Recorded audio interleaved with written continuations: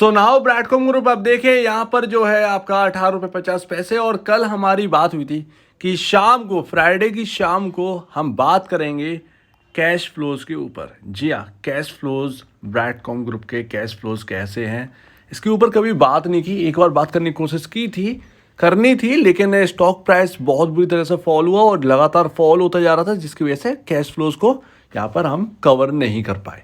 ठीक है, वो बात की बात है। लेकिन इस वक्त जो है बिजनेस टुडे की अगर हम बात करें तो एक वीडियो में हमने देखा था, शायद मेरे ख्याल से बिजनेस टुडे या और कोई है, उस वीडियो में हमने देखा था कि कैश फ्लोज बता रहे थे एक एनालिस्ट कि कैश फ्लोज में कहीं ना कहीं दिक्कत है, जिसकी वजह से बीसीजी के शेयर में इतनी तेज गिरावट आई है।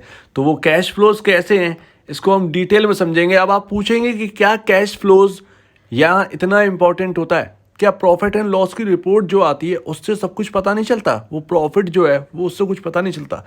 हाँ भी और ना भी। हमेशा हर चीज प्रॉफिट एंड लॉस की रिपोर्ट से पता नहीं चलता है, आपको कैश फ्लोज देखने ही होते हैं। कभी कभार, बहुत बार 90% या 80% मान लें, 80% लोग यहाँ पर चूक कर जाते हैं कि प्रॉफिट एंड लॉस की रिपोर्ट देखकर ही बस यहाँ पर एक सेटिस्फैक्शन है, लेकिन कैश फ्लोज की नहीं देखते। कहीं ना कहीं हमारी भी यही गलती रही है, लेकिन जिस तरीके से देख रहे हैं कैश फ्लोज को, वो उस तरीके से अच्छा दिख रहा है कैश फ्लो बीसीजी का। तो अभी यहाँ पर देखते हैं। तो देखिए, कैश फ्लो के अंदर तीन चीजें जो है ना वो आपको दिए रखे होते हैं। और cash from activities, operating activities, cash from investing activity, cash from financing activity. Operating activity में जो आपका रेगुलर कामकाज है उससे आने वाला कैश, उसके बारे में। इन्वेस्टिंग एक्टिविटी यानी कि यहाँ पर जो है आपका इन्वेस्ट यहाँ पर कहीं कर रखा है कुछ, उससे जो जिस तरीके से आपने देखा होगा कि कुछ कंपनियां जो है वो इन्वेस्ट करती हैं जगह जगह, या आपका एफडी में कर दिया या कुछ कर दिया, तो उससे आने वाली आय वो कैश फ्रॉम इन्वेस्टिंग एक्टिविटी में आती है। तीसरा यहाँ पर फाइनेंसिंग एक्टिविटी, जो कि फाइनेंस कर यहाँ पर जो है कंपनियां कमाती हैं कुछ पैसा, थोड़े से आउटसोर्सेस जो अदर इनकम में भी कुछ जुड़ते हैं वो अपने अपने। ठीक है, तो ये तीन चीज़ें जो हैं वो आपका रहता है कैश फ्रॉम ऑपरेटिंग एक्टिविटी, जो कि रेगुलर आपके वर्क से आती है। कैश फ्रॉम इन्वेस्टिंग एक्टिविटी, कि आपने कहीं इन्वेस्ट कर रखा होता है, कंपनी ने इन्वेस्ट कर रखा होता है जगह जगह, उससे आने वाला पैसा। कैश फ्रॉम फाइनेंसिंग, कहीं फाइनेंस कर रखा होता है तो उससे आने वाला पैसा। और फिर लास्ट में नेट कैश फ्लो 618, मतलब जो बचता है लास्ट में वो यहाँ पर जो है पूरा कैलकुलेटेड होकर आता है। सो अभी देखिए, सबसे पहले हम देखेंगे कैश फ्रॉम ऑपरेटिंग एक्टिविटी। 287 यहाँ पर बचता है। और ध्यान रखिएगा, ये मार्च 2022 का हम देख रहे हैं, 2023 का अभी आना बाकी है। तो जैसे ही 2023 का आएगा फिर हम यहाँ पर जो है कैश फ्लोज को दोबारा जांचेंगे। तो अभी 287 करोड़ रुपए का यहाँ पर जो है ऑपरेटिंग एक्टिविटी में कुछ बचता है इनके पास है। अब वो कैसे बच रहा है भैया, वो जरा देखते हैं। एक्चुअल में नेट कैश फ्लो जो है ना वो मोटा मोटा आपको बताया 618 करोड़ कंपनी के जो नकदी है कंपनी के पास पहुंची है 2022 में। तो अभी देखिए यहाँ पर प्रॉफिट फ्रॉम ऑपरेशंस, यहाँ पर 2022 मार्च में अगर आप देखो तो 1503 करोड़ रुपए का यहाँ पर प्रॉफिट मिला है, इस कंपनी को लगा है हाथ में। और यहाँ पर अगर हम देखेंगे तो उसमें से प्रॉफिट में से 1503 करोड़ का तो प्रॉफिट है। जो हम बात करते हैं ट्रेड रिसीवेबल्स, जो पैसा आना बाकी है, वो ट्रेड रिसीवेबल्स यहाँ पर जो है ना 761 करोड़ रुपए का यहाँ पर है। 761 करोड़ रुपए, 1503 करोड़ में से 761 करोड़ रुपए आना अभी बाकी है। यानी कि अब वो जो भी हो, वो साइकिल में आपको बताऊं कितने दिन में आता है पैसा इनके पास, वो साइकिल भी है। जी हाँ, मैं आपको बताऊंगा डिटेल में, आप सुनते रहिए और समझते रहिए। तो रिसीवेबल्स यहाँ पर जो है ना 761, मोटा मोटा अगर आप देखोगे तो यहाँ पर जो है फिर आधा 50% तो यहाँ पर जाता हुआ दिखा है ट्रेड रिसीवेबल्स। तो इसी वजह से कहीं ना कहीं यहाँ पर जो है ना, अगर हम देखें एज ए इन्वेस्टर, तो कोई भी यहाँ पर ये कहेगा कि प्रॉफिट तो डबल हुआ है पिछले साल के दौरान, 2021 के कंपैरिजन 2022 के जो रिजल्ट वो कहते हैं एनुअल वाले, वो प्रॉफिट दुगना हो गया। बट यहाँ पर जो है ना आपका ट्रेड रिसीवेबल्स जो है ना वो बहुत ज़्यादा हो गए।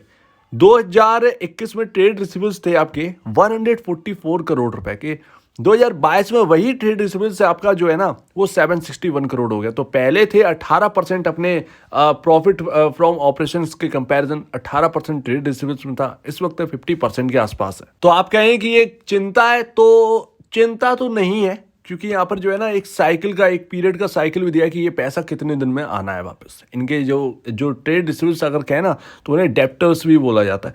तो वो डेप्टर्स से पैसा आने में वो दिन भी बताए गए हैं यहाँ पर कि कितने दिन में बीसीजी के पास पैसा आ जाता है, वो रेशियोज में पता चलता है। तो अभी हम देखेंगे पेबल्स 62 करोड़ के यहाँ पर जो है मिले हैं इनको। लोन एडवांसेस, देखिए एडवांस आप देखेंगे अगर लोन और एडवांसेस वो डिफरेंट होते हैं। लोन अलग तरीके से वर्क करता है बैंक का, लेकिन एडवांसेस जो है ना उनका टाइम पीरियड 1 साल का होता है। तो पता नहीं इनको क्या जरूरत पड़ी है, लेकिन 313 करोड़ रुपए के एडवांसेस यहाँ पर जो है लिए रखे थे, जो कि चुकाए गए हैं 1 साल के अंदर। वो जो भी जिस वजह से यहाँ पर जो है लेने पड़े हों।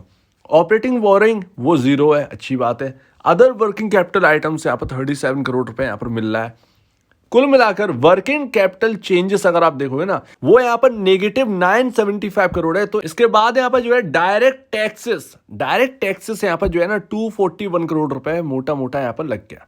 सो ऑलमोस्ट अगर वर्किंग कैपिटल चेंजेस में 975 करोड़ रुपए जा रहा है तो ऑलमोस्ट यहाँ पर जो है ना आपका लमसम है आपका 500 करोड़ के आसपास बचता है, जिसमें से 241 करोड़ रुपए के आसपास यहाँ पर जो है आपका डायरेक्ट टैक्सेस है।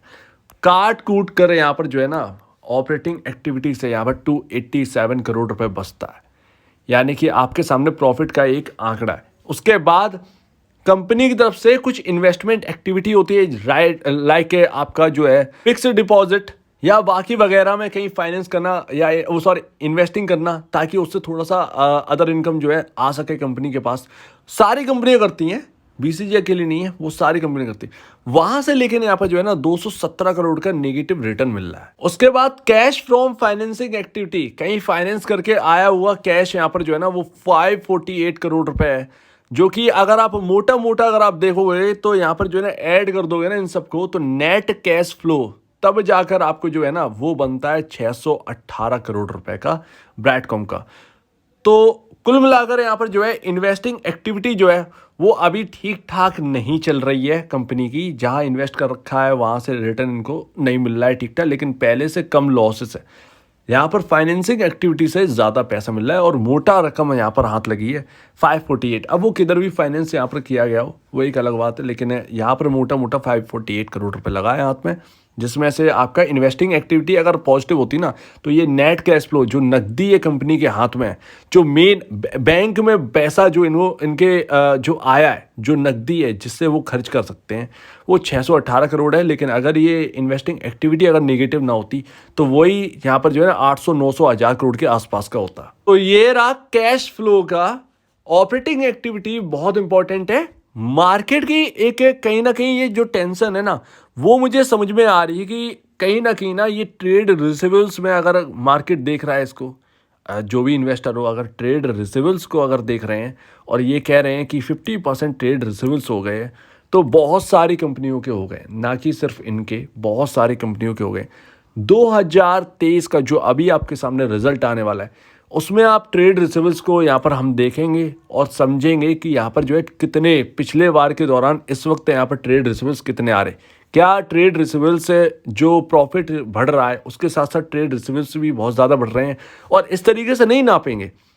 2021 का ट्रेड रिसीवेबल्स का जो परसेंटेज है अपने प्रॉफिट का वो 18%, 2022 का अभी देखें तो 50% के आसपास है।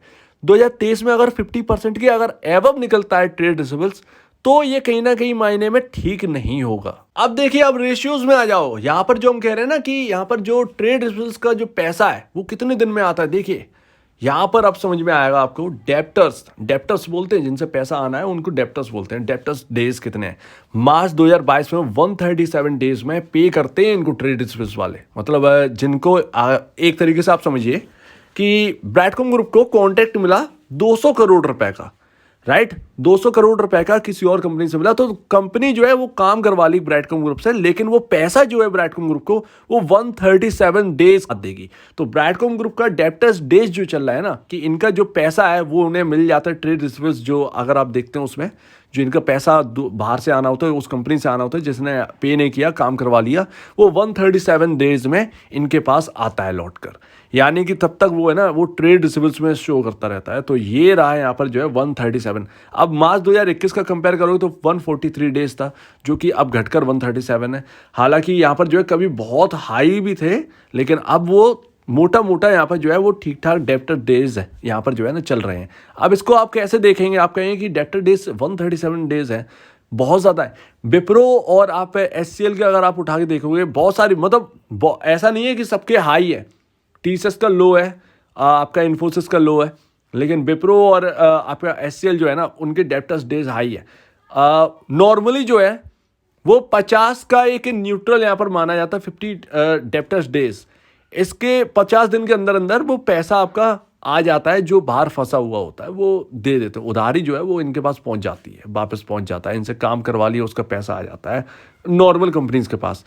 बट 50 के अब यहाँ पर है ना इंडिया के अंदर वो कुछ रिपोर्ट ये सजेस्ट करती हैं कि 50 के ऊपरी डेज अब निकलने लगे और पैसा जो है ना वो 50, 60, 70, 80 दिनों में लौट कर आता है। तो जो ट्रेड रिसीव्स बन जाते हैं ना वो 80 दिन में बहुत सारी कंपनियों के लौट के आते हैं। 88 डेज मेरे ख्याल से विप्रो के लौट के आते हैं, यानी 88 दिन में विप्रो का लौट के आता है पैसा। इन्वेंट्री का तो यहाँ पर कोई लेना देना है नहीं। अब वही बात है ना कि इन्वेंट्री ये क्या रखेंगे, तो जीरो है इन्वेंट्री, वो एक अच्छी बात है। कैश कन्वर्जन साइकिल, कैश को यहाँ पर कन्वर्ट करके, मतलब एक जो साइकिल है ना कैश कन्वर्जन की, वो कितने रखा है, तो 137 डेज है। और वर्किंग कैपिटल डेज 207 है, जो कि हाई है, ध्यान रखिएगा। इसके साथ साथ यहाँ पर जो है ना जो आपका ROCE जो है ना वो 29% है, हाईएस्ट है। मतलब हाईएस्ट इतना ज़्यादा नहीं, लेकिन इंडिया के हिसाब से बहुत सही ROCE है इस कंपनी का। तो जो मेन प्रॉब्लम है वो वर्किंग कैपिटल डेज ना यहाँ पर 207 है, वो बहुत ज़्यादा है। ऑलमोस्ट यहाँ पर जब बताया जाता है तो 120 के आसपास यहाँ पर होने चाहिए, लेकिन वो 207 पर है, तो वो ठीक ठाक नहीं है। और कैश कन्वर्जन साइकिल जो है ना वो ठीक ठाक है, मतलब ये कामकाज करके जो कैश जो कन्वर्ट करते हैं ना वो 137 डेज में करते हैं। तो वही मोटा मोटा अगर आप देखें ना तो 1 क्वार्टर लग जाता है पैसा आने में और काम कर पैसा जनरेट करने में। सो ये पूरा 1 क्वार्टर का खेल है। बीसीजी के अंदर पूरा 1 क्वार्टर लग जाता है ट्रेड रिसीवेबल्स के जो पैसा है उसको मोटा मोटा हासिल करने में बैंक के अंदर। बाकी नकदी जो है वो इनको 618 करोड़ रुपए मिल जाती है। 1500 जो भी करोड़ का 1507 करोड़ का जो प्रॉफिट हुआ था उसमें से 618 करोड़ की नकदी इनके पास है। वो बाकी पैसा आना होता है, उसका मैंने दिन बता दिए, वो दिन कितना है, 137 डेज के अंदर वो पैसा लौट कर आता है हर कंपनी से जिसका भी काम किया होता है। अब वो जैसे एडजस्ट होता हो। सो ये रहे आपके सामने रेशियोज और आपके सामने कैश फ्लो, जो कि आपको समझ में आना चाहिए। अब देखिए ऐसा है कि यहाँ पर जो है आपको डिटेल में समझने के लिए पॉज कर लेना, ना समझ में आया तो थोड़ा सा पीछे चले जाना, क्योंकि लिखकर बताने में थोड़ा सा प्रॉब्लम होती है। आप बस ये समझ जाइए कि वर्किंग कैपिटल डेज थोड़े से हाई है, 80 दिन हाई है, ठीक है। ये नॉर्मली हर कंपनी में नहीं होता। तो सबसे जो मेन चिंता है जो मार्केट की बन रही है वो कहीं ना कहीं ट्रेड रिसीवेबल्स पर है। वो यहाँ पर जो है ना कहीं चिंताजनक वाला है कि 50% हो गए। 2023 का जो रिजल्ट आएगा उसमें कैश फ्लोज में आप यही देखेंगे कि ट्रेड रिसीवेबल्स जो है ना वो 50% से एबव तो नहीं निकल रहा है। तो उस पर नज़र रहेगी भैया, ये कहीं ना कहीं प्रॉब्लम कर रहा होगा। और वो हमें पता है, बहुत पहले हम लोग बात कर चुके हैं कि ट्रेड रिसीवेबल्स। दिक्कत ये है कि इस कंपनी के साथ आप जोड़ कर देख रहे हैं, लेकिन अगर आप बहुत सारी कंपनियों के साथ जोड़ के देखेंगे तो वहाँ पर ट्रेड रिसीवेबल्स आपको 50% आपको मिल जाएगा कहीं ना कहीं। इसके साथ साथ ध्यान रखिएगा कि एफिल का अगर कंपेयर करेंगे तो एफिल के कई मायने में कैश फ्लोज जो है वो बेहतर है। जी हाँ, ये रियलिटी है। एफिल के कई मायने में कैश फ्लोज अच्छा है, कैश को कन्वर्ट करने में, मतलब काम पर लगाने में ज़्यादा कंपनी वर्क कर रही है। एफिल में ज़्यादा वर्क हो रहा है ठीक तरीके से।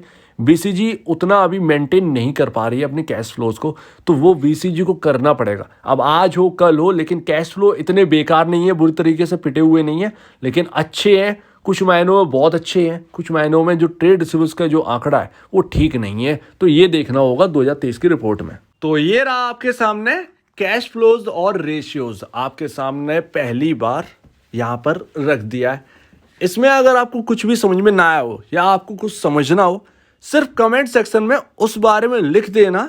किसी और वीडियो में डिटेल में और डिस्कस कर लेंगे। अगर आपको कुछ समझ में नहीं आ रहा हो कि इन्वेंट्री डेज क्या होता है, या फिर ये यहाँ पर जो है ना आपको वर्किंग कैपिटल के बारे में थोड़ा सा और समझाओ, तो वो यहाँ पर जो है ना हम बात कर लेंगे और उसको आप समझिए और सुनिए। यहाँ पर इनको दोबारा सही से देख लीजिए, ताकि अगर आप ब्रैडकॉम ग्रुप के अलावा किसी भी कंपनी का अगर आपको कैश फ्लो देखना हो तो आप ठीक से समझ सकें। तो यहाँ पर जो है ना आगे हर कंपनी को अगर आप ढूंढते हैं तो उसके कैश फ्लोज पढ़ना स्टार्ट कर दीजिए इस हिसाब से। तो यहाँ पर सही रहेगा। तो यहाँ पर ट्रेड रिसीवेबल्स की प्रॉब्लम है, वही देखना है। 2023 के रिजल्ट आने वाले हैं, तैयार रहिए। यहाँ पर ट्रेड रिसीवेबल्स कितने होंगे ये ज़रा देखेंगे, कैश फ्लोज में कितना बनता है इनका, क्या 50% से ऊपर निकलेगा। अगर 50% से ऊपर निकलेगा तो कहीं ना कहीं मार्केट फिर से कहीं नेगेटिव ना ले ले, ये डर है। और अभी ये भी पता नहीं है कि ट्रेड रिसीवेबल्स ही प्रॉब्लम है कैश फ्लोज के अंदर, जो सिर्फ कहा गया है कि कैश फ्लो में प्रॉब्लम है। तो प्रॉब्लम सिर्फ वो ट्रेड रिसीवेबल्स में दिख रही है, कुछ और दिख ही नहीं रहा है। बाकी डेप्टर डेज ठीक ठाक है, बट यहाँ पर जो आपका एक जो मैंने आपको बताया था ना वर्किंग, मेरे ख्याल से वर्किंग कैपिटल डेज मैंने शायद डिस्कस किया था, जो कि ज़्यादा मैंने बताया था, मुझे याद नहीं आ रहा है। तो वो थोड़ा सा ज़्यादा है, तो वो थोड़ा सा अगर कम होगा ना तो बहुत अच्छा रहेगा। सो उम्मीद है आपको पूरी बात यहाँ पर अच्छी लगी होगी। अगर कुछ भी गलती लगती है प्लीज़ कमेंट सेक्शन में कह दीजिए और मैं उसको सुधार लूँगा। और अब दीजिए मुझे वीडियो देखने के लिए बहुत धन्यवाद दोस्तों।